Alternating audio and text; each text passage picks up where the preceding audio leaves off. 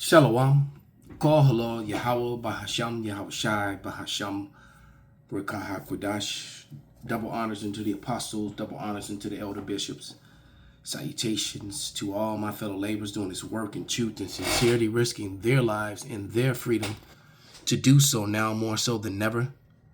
The would-be judges, the 144,000, the tabernacle of David, which are to be the new government here on earth under the authority of who the world fraudulently and falsely calls JC. His name is Yahweh Shai. All right, and to the rest of the scattered elect that are scattered around the four corners of the earth, that be like unto the speckled bird, the Israelite foreigners among the heathen nations, that have the appearance of the heathen nations. This is not a black only thing. And to the few Akwath, meaning the sisters that are listening and learning, to you, I say Shalom. This is your brother Malcolm from the branch of the Great Millstone here in Chicago, coming at you another lesson in truth. And yes, the kingdom of earth will be here. The kingdom of heaven will be here on earth as it is in heaven. All right. The Hebrew Israelites primarily make up the Negroes, Latinos, and Native Americans, and of course the scattered that are scattered around the four corners of the earth among all people. That's that great multitude in Revelation 7 and 9 that John couldn't identify, and that is why, because they have the look of all the other people of the other nations, because the Lord was gathering them up from there. And if you're among the heathen nations, your seed line is among a heathen nation that doesn't look like your people for generation after generation, you're going to look like those people. You're not going to have your original look anymore. So this isn't a color thing at all. That's something that was made up by Esau Edom, the self-proclaimed so-called white man. So tonight, this evening's lesson, and Shabbat Shalom, by the way. This evening's lesson is going to be on J.A. Rogers. This is Sex and Race.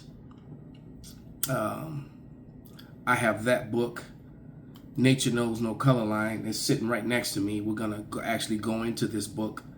I think I have somewhere too this, I saw it from Superman to Man. Basically, Edomite was put in this place by a so-called Negro on a train in a conversation in early America, or early, 19th century. Okay, this was like the early 1900s, late 1800s, somewhere around that time. So it was a pretty good read. It's been a long time. I'm actually go back and read that book, start reading that book again. I definitely have to go back into Nature Knows No Color Line. And before we go any further, let me bring out a scripture. It is Isaiah 25 and 7.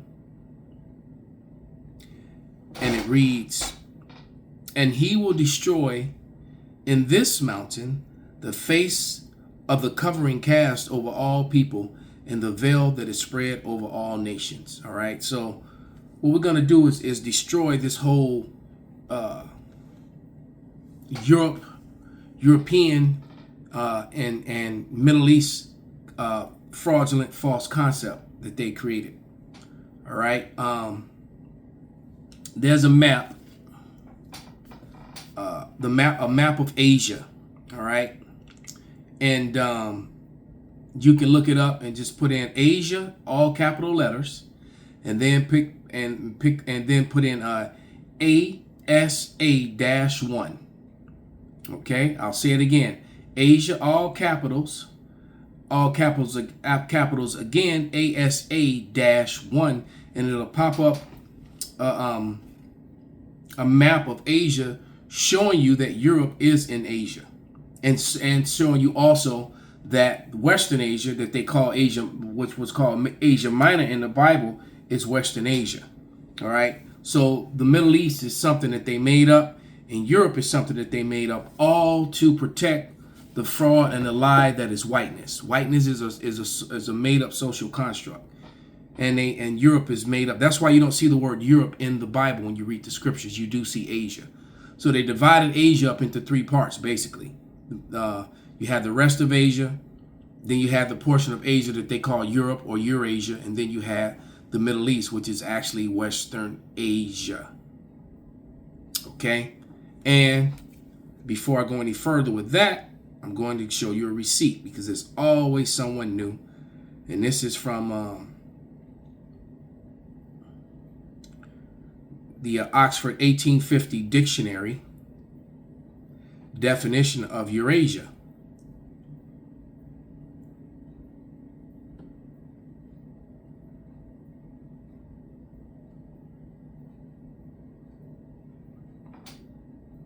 And here we go. Bringing it into camera. Eurasian. All right. The compound Eurasia. Or pertaining to Eurasia, to Europe and Asia, considered as informing in reality one continent. All right. One continent. Okay. So there isn't, and then they even lied to us in school and told us this is 7 continents. It's actually 6. Okay, it's actually 6, and there's a scripture I'm trying to think of. It talks about, it's in the Apocrypha, where it talks about the 6 parts of the earth, or something to that effect. And right now, my someone can put it on the comment board. It's either in Ecclesiasticus, the book of Sirach, or it's in 2nd Ezra. All right. Man, it's bugging me that I can't think of. But yeah, someone can put that scripture. Someone will put that scripture in the on the comment board. It'll be greatly appreciated. Yeah, and it's really bugging me that I can't remember where that is. But yeah, so basically it's something that they made up to try and, use a scientific lie. We were warned that they would try to use pseudoscience to get around truth. All right, and all this is to hide their Edomite heritage, because they're in denial of it, even though all the evidence proves that they are exactly that. But 1 Timothy 6:20 tells us, "O Timothy, keep that which is committed to thy trust, avoiding profane and vain babblings and oppositions of science falsely so called." So the whole Darwinism, Johann Blumenbach and his Negroid, Caucasoid, Mongoloid, all that's pseudoscience to try to control the narrative. And then what they did was they turned around and they matched the truth in the Bible about Ham, Shem, and Japheth, and they matched that up with the whole Negroid, Caucasoid, and Mongoloid. They came up with that garbage, and then they ran with that. I guess it sounded good to some people, and all that's so that Esau, Edom, could hide who he really is. Okay. So without any further ado, I'm going to play a short video that I came across just by chance on I don't think anyone sent this one to me, but I came across it just by chance on YouTube. Someone put it on Instagram. Salakia on Instagram. The video is from TikTok. I'm pretty sure it's from TikTok. All right, and it's going to talk about some history that's in Nature Knows No Color Line. So I'm going to play the video for you, and then we're going to actually go to the hard copy book and show you, all right, and show you exactly where this information is found, and give you a little history about J.A. Rogers, about his book, Nature Knows No Color Line. So, let me get that queued up and ready. Make sure the sound is up.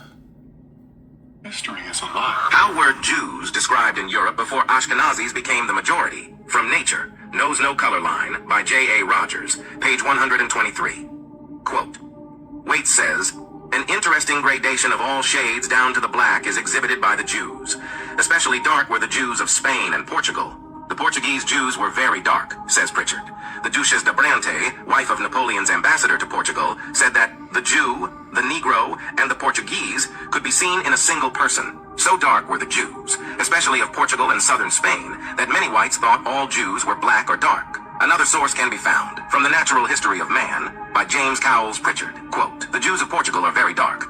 More corroborating evidence can be found from the memoirs of the Secret Services of John Mackay, Esquire, published in 1733. Daniel, Earl of Nottingham, Secretary of State, is eldest son to Mr. Finch, Lord Chancellor in the reign of King Charles II.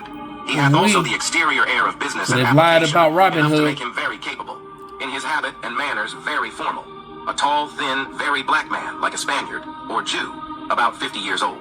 We can appreciate that even in the 1700s, people from the British Isles recognized Jews to be of a dark complexion, like their Secretary of State, Daniel Finch, 2nd Earl of Nottingham. By the way, this is supposed to be a contemporary painting of Daniel Finch, Earl of Nottingham. This man is clearly of a fair complexion, not dark, like a Jew, as he is described. Just a little peek into the whitewashing of history. Finally, from Shakespeare and the Jews, by James Shapiro. Shakespeare and the Jews, from James Shapiro. All right, and we're about on page 171 of this book, when William Brereton jotted down his impressions of the Jews in the synagogue in Amsterdam in 1635. Amsterdam, again, that's in the Netherlands. Holland, all right, the Dutch, this is a Dutch synagogue, Dutch people, right? Amsterdam, 1635, he's going to let you know that. He noted that the Jewish men are most black. They're most black, the Jews. Who was the Jews? Again, who was the Jews that were in Amsterdam? Most of those Jews, all right, had fled from Spain and Portugal. Sephardic Jews who were what?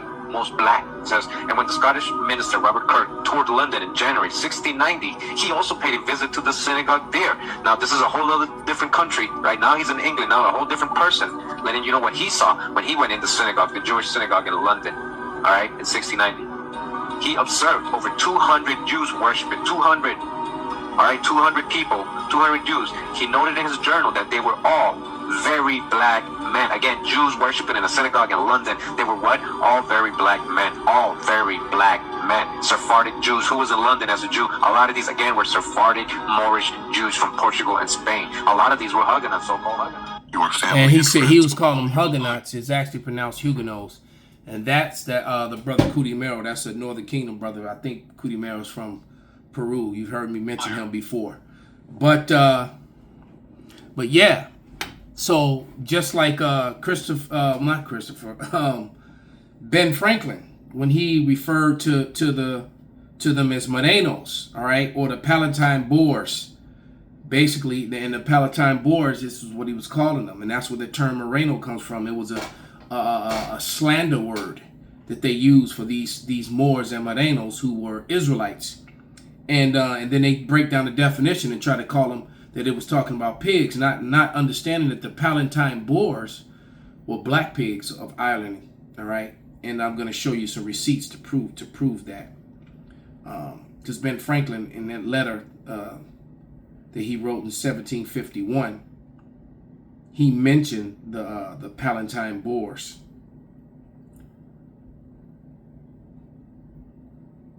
And here, all right, the Palatine, meaning Palestine, and here are the black Iberian pigs. This is what he was talking about. All right, you see they're black. Okay, and he was called, and see Moreno. All right, that's the definition of Moreno. Trying to get it to focus. There it is. Okay, a Spanish or Portuguese Jew in the Middle Ages who converted to Christianity, especially converted but secretly adhering to, to the Bible, not Judaism. All right. From the Spanish, literally a pig, referring to a Jewish prohibition. But what kind of pig? He called them Palatine Boers. Okay. In his letter, let's read that portion of that letter.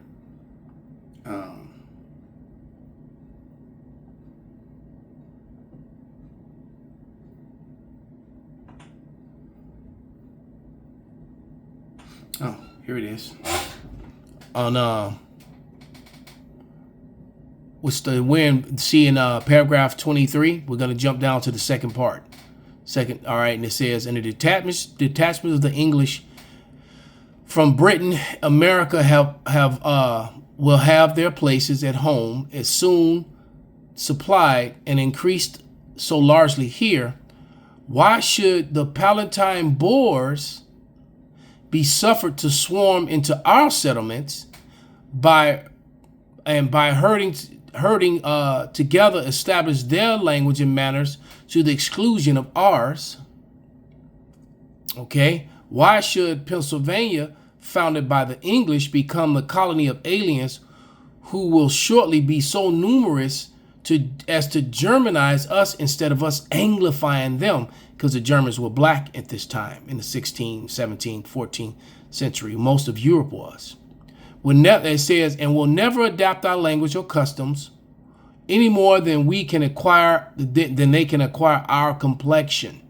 All right. And then paragraph 24 is a bang up, as he pretty much tells you that when you get to this part here, it says, which leads me to add the remark that the number of purely white people in the world is proportionately very small. All of Africa is black or tawny, Asia chiefly tawny. All right, America exclusively of the newcomers, the white people, wholly so. So America was full of swarthy and tawny people. And in Europe, the Spaniards, Italians, French, Russians, Swedes are all generally what we call a swarthy complexion. So yes, history does indeed lie. The so-called white man was not ruling in the part of Asia that they called Europe from the fall of Rome all the way up until the Renaissance. All right. Okay.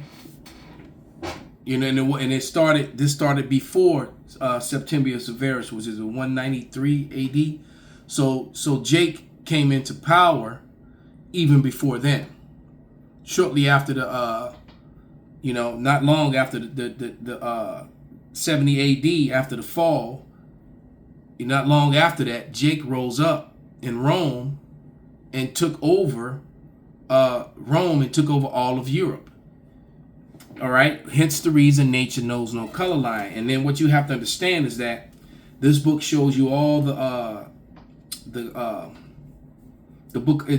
images in this book is from the Book of Crest, Donald Fairbairn's Book of Crest from 1859, which also happens to be the year that J.A. Rogers was born.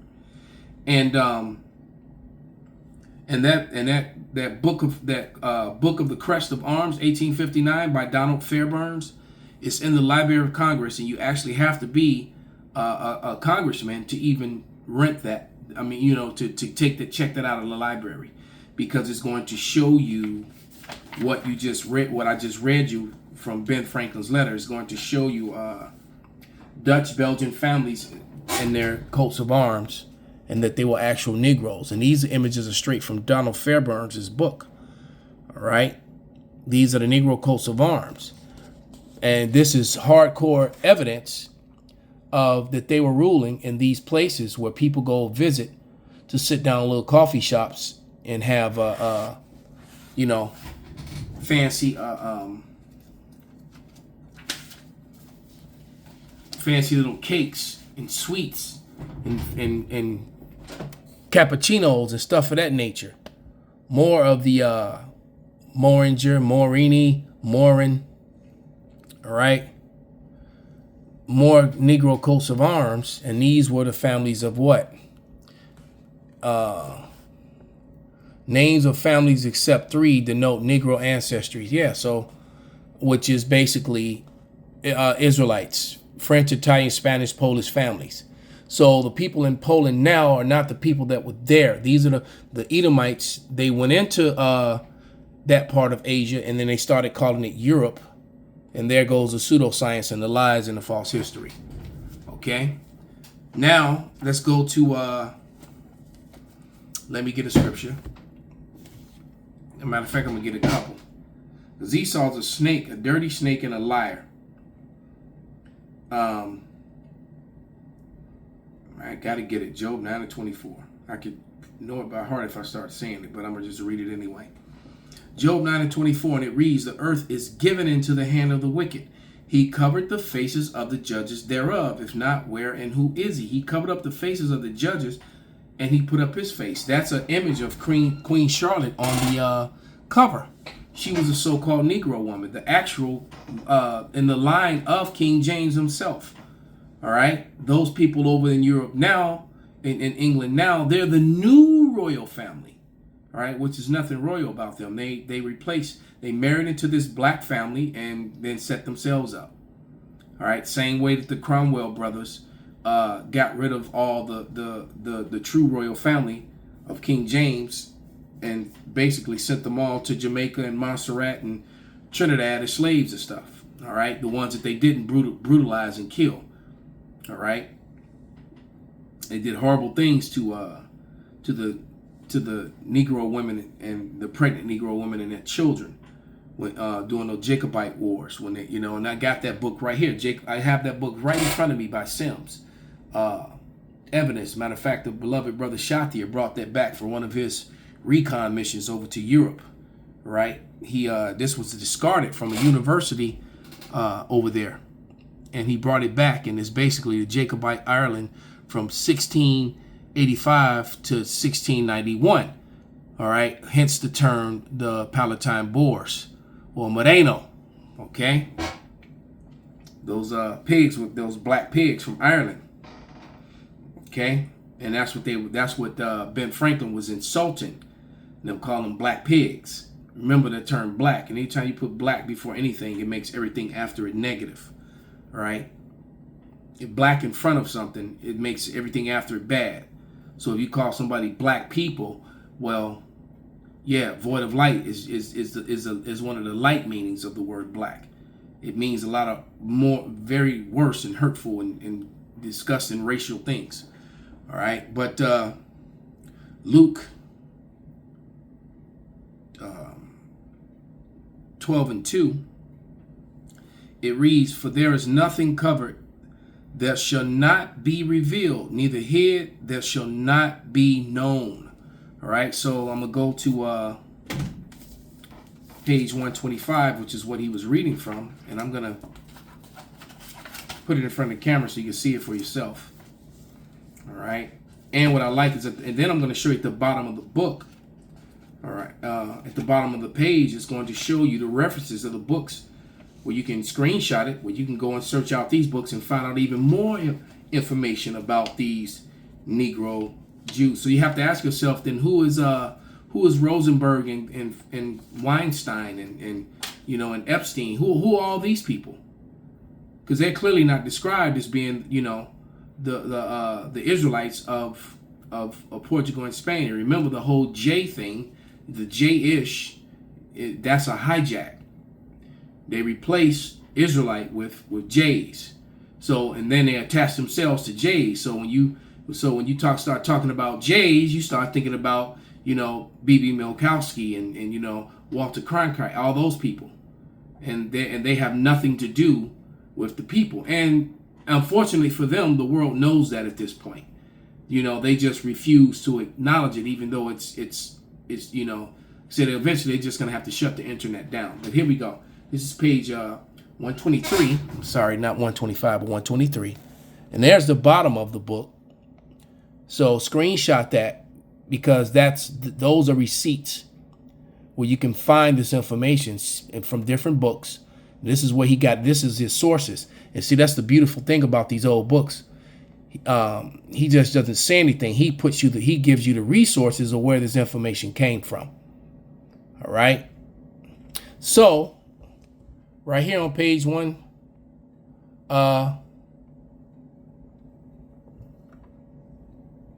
it says, "Weights, an interesting graduation of all shades down to the black is exhibited by the J's." Well, now you can see it. I'm just going to pull it away and read it. All right. So that you can screenshot it and see that. But it says, Waite says, an interesting gradation of all shades down to the black. See, that's that from tawny to swarthy. That's how Israelites come. All right. Is exhibited in the Jews. We'll just say Israelites. All right. Especially dark were the Israelites of Spain and Portugal. The Portuguese Israelites were very dark, says Pritchard. All right. And then that's in 31. See, down at the bottom. See, J.C. Pritchard, Naturalist History of Man, page 145. And that book was in 1845. Then it talks about weights. So these are all his witnesses. All right. So I started again. Waite says an interesting gradation of all shades down to the black is exhibited. Especially dark were the Israelites of Spain and Portugal. The Portuguese Israelites were very dark, says Pritchard. The Duchess of d'Ampres, wife of Napoleon's ambassador of Portugal, said that the Israelites, the Negro, and the Portuguese could be seen in a single person. All right. So dark were the Israelites, especially of Portugal and southern Spain, that many whites thought all Israelites were black or dark. All right. This belief, and they weren't calling them Africans. See, because when the evidence is presented of these people, they try to, African. This was the African presence in Europe. There was a book written about that. All right, in early Europe, but they weren't Africans at all. Okay, not to say that there weren't some so-called Africans who are really Hamites were there too, but what it's doing is making a separation. Okay, it says this is belief that Bardo shows what an error of most people are in. Since he says the German Israelites, for example, those of Prague, are as white or their German or their countrymen. Many of the Jays were banished from Portugal by John II. So those Jays, all right, those German Jews, actually I won't say Israelites on this, those were your converts. All right? Because you got to remember, they converted to Judaism. What? The Edomites had the Kagan Bullen, and he had his people convert to Judaism in the 7th century. So you had the Edomites converts, and then you had the actual Israelites that got scattered, and they went into North Africa. They also went further into Europe, and many of them came to America and actually helped set up America. I got that book right in front of me, which is it's on the bottom of the pile. The Sephardim in America. All right, and which I've used that book before. So let's get some scriptures.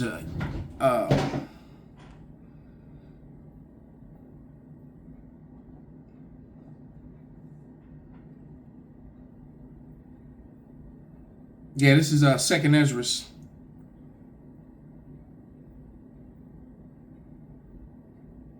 One of my favorite scriptures. 6 and 27. And it reads, "For evil shall be put out, deceit shall be quenched. As for faith, it shall flourish, corruption shall be overcome, and the truth which have been so long without fruit shall be declared." So, I'm trying to arm you new people, because the people who've been around for a while, they know these things now. Most of my lessons are really for new people, and also to uplift the spirits of the brethren, of the sisters out there. But yeah, verse 28, as for faith it shall flourish, corruption shall be overcome, and the truth which have been so long without fruit shall be declared. All right, and the truth is being declared to the shame and to the hurt and shame of Esau, Edom, but we don't care about their feelings, because they didn't care about our feelings or our lives, as they did what they did to us. And there's nothing more hateful, more racist, and disgusting than to take a whole of people and then deny them their heritage and tell them they're something else. And even worse, to have laws where you put people in prison in this country for identity theft when they've stolen our whole identity and gave us false ones. But this is 2 Thessalonians 2 and 8. And it reads, "And then shall the wicked be revealed, whom the Lord shall consume with the spirit of his mouth, and shall destroy with the brightness of his coming." All right, and the mouth of the Lord is his prophets. All right, the Lord's going to actually destroy them, literally. All right, with this, he's destroying them with the mouth of his prophets. Then he's going to actually destroy them. Okay. with the brightness of his coming. When he comes, it's not going to be good for you Edomites at all. Matter of fact, let's go back to 2nd Ezra, one last scripture. Because finally we're at this time where this truth is coming out. And the point is in 55. But I'm going to read Isaiah 6, 54 through 57. But the main point is in 55. And it says, and after these Adam also, whom thou madest the Lord over all thy creatures, of him come we all, and also the people whom thou hast chosen. So, yeah, they'll say, oh, we're one people, blah, blah, blah. We're all God's children. No, the God only, he created all, but he only chose one family, though. All right? All this have I spoken before thee, O Lord, because thou madest the world for our sakes. All right? And as for the other people, which also come of Adam, thou hast said that they are nothing, but be like unto spittle, and hast likened the abundance of them all the billions of the other nations unto a drop that falleth from a vessel. They're just a drop in a bucket. All right? The sweat that rolleth off a cold cup. Okay? You know how you get that condensation, and it'll roll off the glass and drip to all those other billions of people. That's what they are. They mean nothing. And they hate us for that. And now, O Lord, behold, these heathen which thou hast reputed as nothing have begun to be lords over us and devour us. Mainly Esau, Edom, and Thawadi Yahweh Bashem Awashai. That's coming to an end. Esau, Edom is fallen. The fact that this video is even being made and this information is even being shared is evidence of that.